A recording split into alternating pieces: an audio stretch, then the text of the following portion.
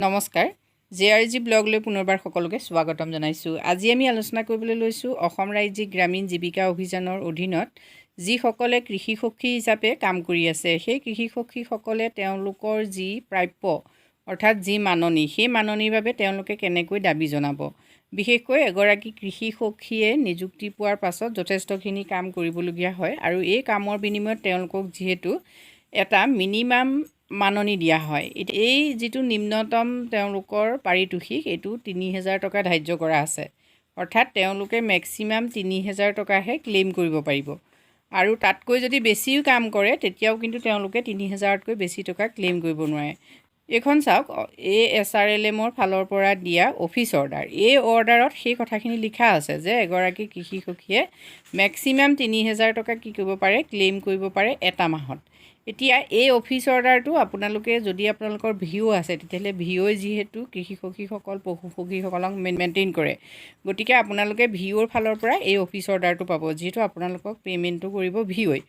এতিয়া যদি ভিঅ নাই তেতিয়াহ'লে আপোনালোকে ব্লকৰ ফালৰ পৰাই পাব, যিহেতু ASRLMৰ লগত জড়িত BPMৰ লগত কথা পাতিব পাৰে বা জীৱিকা সখীসকলৰ জড়িয়তেও আপোনালোকে এই পইচাটো ক্লেইম কৰিব পাৰে। এতিয়া ক্লেইমত আপোনালোকে কি কি লিখিব লাগিব বা কেনেকৈ দিব সেই সম্পৰ্কে আপোনালোকে একো চিন্তাই কৰিব নালাগে, যিহেতু এই অফিচ অৰ্ডাৰটোতে আপোনালোকে কেনেকৈ ক্লেইম কৰিব সেই সম্পৰ্কে আপোনালোকৰ বাবে পাৰ্টিকুলাৰ্ছখিনি অৰ্থাৎ বিষয়বস্তুখিনি কি হ'ব সেইখিনি আপোনালোকক দি দিয়া হ'ব। এতিয়া চাওক, এইখন হ'ল মান্থলি অনাৰিয়াম পে'মেণ্ট নৰ্মছ ফৰ কৃষি সখী। কৃষি সখীসকলৰ মাহেকীয়া যিটো মাননি, সেই মাননি পে'মেণ্টৰ বাবে এইখন হ'ল নৰ্মছ। আপোনালোকে এতিয়া চাই লওক পাৰ্টিকুলাৰ্ছ অৰ্থাৎ বিষয়বস্তু কি থাকিব। প্ৰথমতে আহিব preparation of seasonal crops calendar.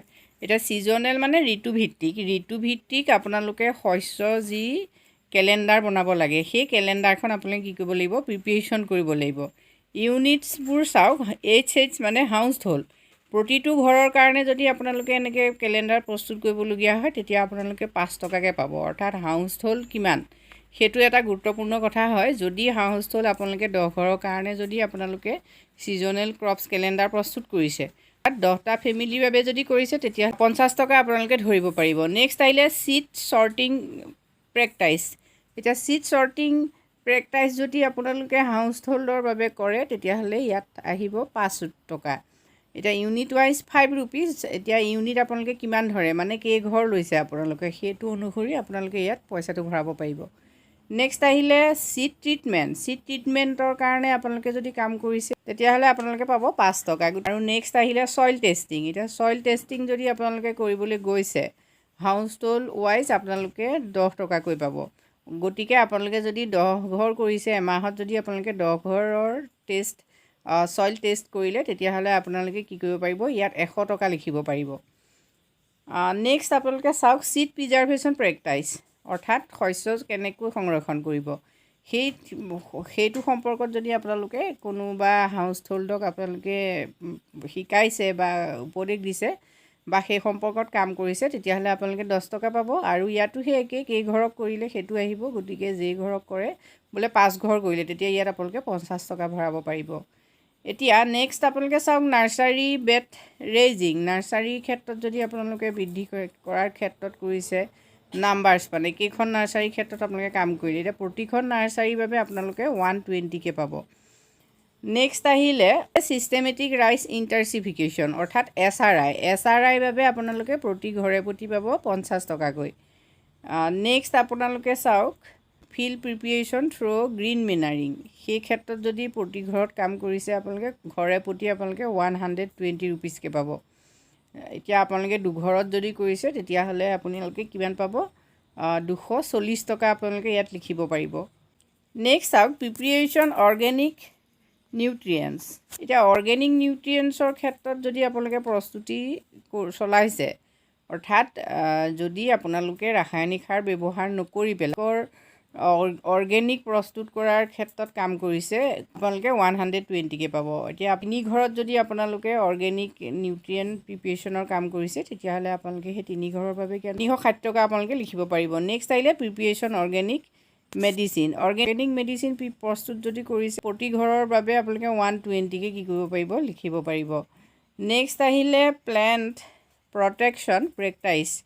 Through organic use কৰি পেলাই যদি আপোনালোকে প্লেণ্ট প্ৰটেকশ্যনৰ কাম কৰিছে ঘৰে প্ৰতি তাতো আপোনালোকে 120কৈ লিখিব পাৰিব। এতিয়া আপোনালোকে 3 ঘৰ কৰিলে ইয়াত 360 টকা লিখিব পাৰিব।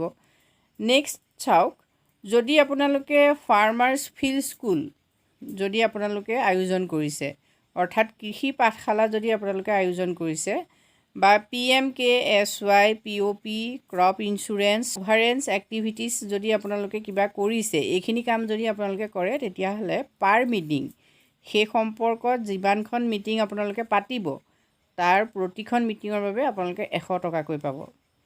এতিয়া এমাহত যদি আপোনালোকে তেনেকুৱা 2খন মিটিং পাতে, তেতিয়াহ'লে আপোনালোকে 200 টকা লিখিব লাগিব। বেছিক লিভলিহুডছ ট্ৰেইনিঙৰ বাবে পাৰ ডে আপোনালোকক দিয়া হ'ব 100 টকা। এতিয়া আপোনালোকে যদি ইয়াত 2 দিন পাতে, 2দিনীয়া কৰে, তেতিয়াহ'লে আপোনালোকে 200 টকা ইয়াত লিখিব পাৰিব। ঠিক তেনেকৈ প্ৰপাৰ ডকুমেণ্টেশ্যন, ৰেকৰ্ডছ মেইনটেনেন্স, আৰু এতিয়া আপোনালোকৰ যিখিনি ডকুমেণ্ট, সেই ডকুমেণ্টখিনি আপোনালোকে ৰেকৰ্ড ভালকৈ ৰখাৰ বাবে কি হৈছে, পাৰ মান্থ প্ৰতি মাহে 50 টকা পইচা আপোনালোকে পাব। নেক্সট আহিলে এনি আদাৰ ৱৰ্কছ এছাইন বাই BMMU, VO, CLF, PG etc. এইবিলাকৰ পৰা মানে mission management unit, village organisation, cluster level federation, PG গোট, এইবিলাকৰ প্ৰডিউচাৰ গোট, এইবিলাকৰ লগত যদি আপোনালোকে কিবা কাম কৰিবলগীয়া হৈছে, তেতিয়াহ'লে পাৰ ডে আপোনালোকে 100 ৰুপিজকৈ পাব। ধৰি লওক 4 দিন কৰিলে, তেতিয়া আপোনালোকে 400 টকা লিখিব পাৰিব। গতিকে এনেকৈ আপোনালোকে কি কৰিব লাগিব, ক্লেইম ফৰ্মখন ফিল আপ কৰিব লাগিব। সকলো কাম নকৰিবও পাৰে, গতিকে যিটো মাহত যিটো কাম কৰে সেইখিনি আপোনালোকে কি কৰিব লাগিব, ক্লেইমত লিখিব লাগিব। আৰু কাম যিমানে বেছি কৰিব সিমানে আপোনালোকে আচলতে ক্লেইম কৰিব পাৰে, কিন্তু ডাঙৰ কথাটো হ'ল কি, যিমানেই ক্লেইম নকৰক আপোনালোকক 30,000তকৈ ওপৰত টকা নিদিয়ে। আৰু যদি বেছি কিবা পইচা ওলায়, তেতিয়া সেইখিনি কি হয়, কাটি দিয়া হয়।